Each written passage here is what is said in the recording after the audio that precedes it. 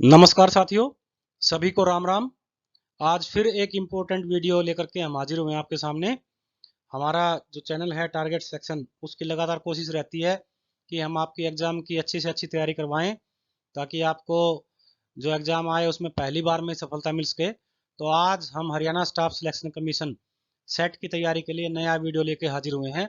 और आज का हमारा टॉपिक है ओलंपिक में हरियाणा 2008 से लेकर के 2021 तक। तो आज हम आपको बताने वाले हैं कि ओलंपिक गेम के अंदर हरियाणा के हमारे जो खिलाड़ी हैं उन्होंने क्या क्या कमाल किए हैं, किस किस डिस्ट्रिक्ट के रहने वाले हैं और कौन कौन से पदक उन्होंने हासिल किए हैं, और हरियाणा सरकार ने भी उनको इनाम स्वरूप कितनी राशि प्रदान की है। ये सारा कुछ आज की हम वीडियो में बताने वाले हैं। तो आप सबसे रिक्वेस्ट है कि वीडियो को एंड तक देखना, और आपको इससे नॉलेज मिले तो चैनल को सब्सक्राइब कर देना और फ्रेंड्स को फॉरवर्ड कर देना। चलिए ज़्यादा टाइम वेस्ट ना करते हुए स्टार्ट करते हैं आज की वीडियो। ओलंपिक में हरियाणा 2008 से लेकर के 2021 तक। Let's start. तो दोस्तों सबसे पहले शुरुआत करते हैं 2008 बीजिंग ओलंपिक गेम से। 2008 बीजिंग ओलंपिक में भारत ने टोटल 3 मेडल जीते थे।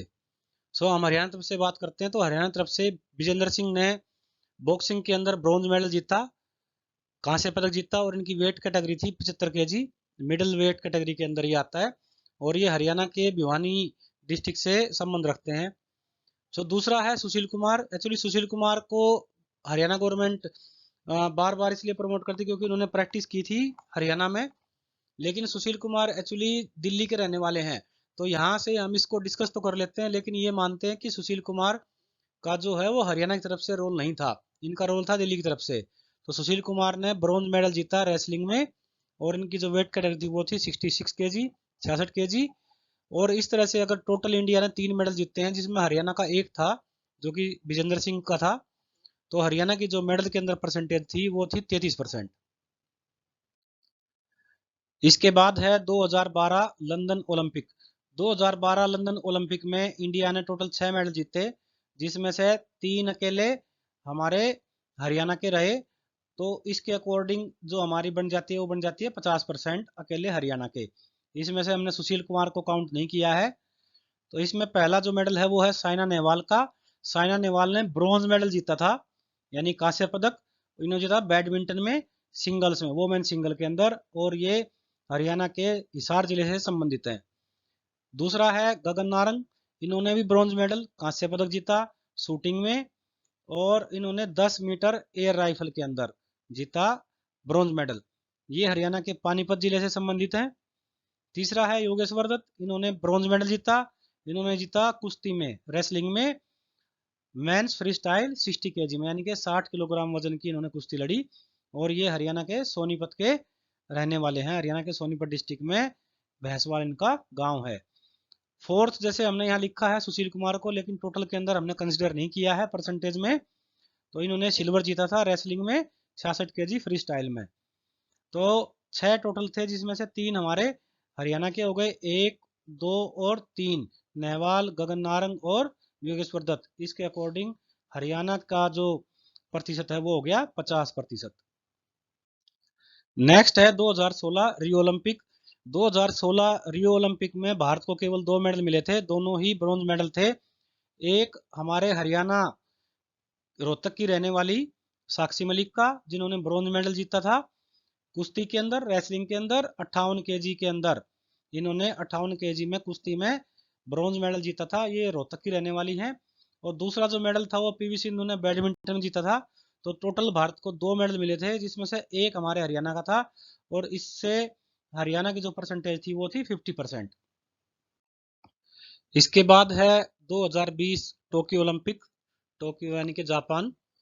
2020 के जो ओलंपिक गेम थे वो 2021 में हुए थे, क्योंकि कोरोना के कारण से सभी स्पोर्ट्स और गैदरिंग जो इकट्ठा होना वो था वो बंद कर रखा था।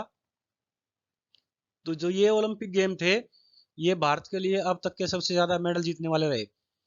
इसके अंदर भारत ने टोटल 7 मेडल जीते। अच्छी बात ये थी अब की बार भारत को इसमें गोल्ड भी मिला, सिल्वर मिला और ब्रॉन्ज मेडल मिले। अब हरियाणा की तरफ से बात करते हैं तो हरियाणा की तरफ से जो गोल्ड मेडल जीता वो जीता नीरज चोपड़ा ने। तो इसको हम कह सकते हैं कि गोल्डन बॉय हरियाणा के नीरज चोपड़ा। और इन्होंने जीता जेवलिन थ्रो में, भाला फेंक में, इन्होंने जो भाला फेंका था जिससे इनको गोल्ड मिला था, उसकी जो दूरी थी, उसका डिस्टेंस था 87.58 मीटर, यानी कि 87.58 मीटर। और ये हरियाणा के पानीपत के रहने वाले हैं। इनका जो गेम था, रिलेटेड गेम था, वो था ट्रैक एंड फील्ड, यानी कि एथलीट के अंदर ट्रैक एंड फील्ड का इनका गेम था। गोल्ड जीता इन्होंने। रवि कुमार दहिया, इन्होंने सिल्वर मेडल जीता कुश्ती के अंदर। 57 kg इनकी वेट कैटेगरी थी। और ये हरियाणा के सोनीपत के नारी गांव के रहने वाले हैं। उसके बाद तीसरा जो जीता मेडल, वो जीता बजरंग पूनिया ने। बजरंग पूनिया ने कांस्य पदक, ब्रॉन्ज मेडल जीता, कुश्ती के अंदर जीता, रेसलिंग में। और जो इनकी वेट कैटेगरी थी वो थी 65 kg, 65 kg। और ये हरियाणा में झज्जर के रहने वाले, झज्जर डिस्ट्रिक्ट के अंदर खुडन इनका गांव है। तो यहाँ से हम देखते हैं कि टोटल 7 मेडल थे इंडिया के, जिसमें से अकेले हरियाणा के 3 थे। और इसके अकॉर्डिंग हरियाणा की जो परसेंटेज थी मेडल की, वो 42 पॉइंट में 8-5 हो गई। अब बात करते हैं टोक्यो ओलंपिक की। तो दोस्तों, नेक्स्ट टोक्यो ओलंपिक में टोटल हरियाणा के 30 खिलाड़ियों ने पार्टिसिपेट किया, 30 खिलाड़ी गए थे वहां पर।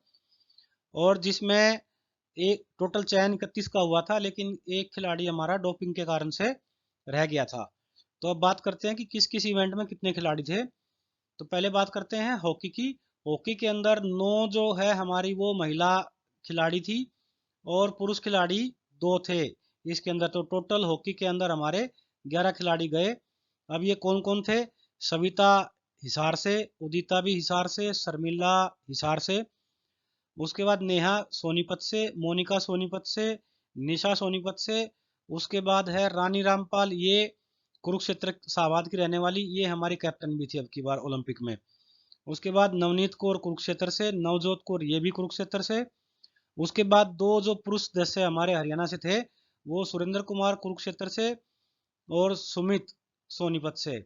तो यहाँ से हम देखते हैं कि महिला हॉकी टीम के अंदर 3 हिसार से, 3 सोनीपत से, 3 कुरुक्षेत्र से हैं। और पुरुष हॉकी टीम के अंदर 1 कुरुक्षेत्र से और 1 सोनीपत से है।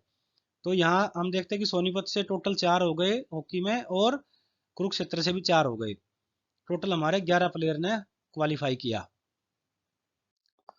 इसके बाद है टोक्यो के अंदर कुश्ती में।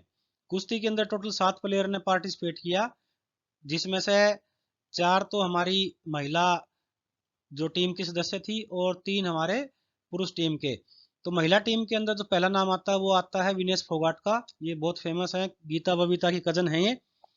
और ये चरखी दादरी डिस्ट्रिक्ट से बिलोंग्ड हैं। और इनकी जो वेट कैटेगरी थी वो थी 53 kg। दूसरा नाम है सोनम, ये सोनीपत से हैं, और इनकी जो वेट कैटेगरी थी वो थी 62 kg, 62। तीसरी सीमा, ये रोहतक से हैं, और इनकी वेट कैटेगरी थी 50 kg। अंशु मलिक, ये जींद की रहने वाली हैं, और जींद की रहने वाली अंशु मलिक, इनकी वेट कैटेगरी 57 kg। इसके बाद पुरुष टीम में जो कुश्ती में 3 हमारे सदस्य थे, उसमें दीपक पूनिया झज्जर के रहने वाले, इनकी कैटेगरी 86 kg। रवि कुमार दहिया सोनीपत के रहने वाले, इनकी कैटेगरी 57 kg। बजरंग पूनिया, ये भी झज्जर के रहने वाले, और इनकी वेट कैटेगरी थी 65 kg। उसके बाद बात करते हैं बॉक्सिंग के अंदर।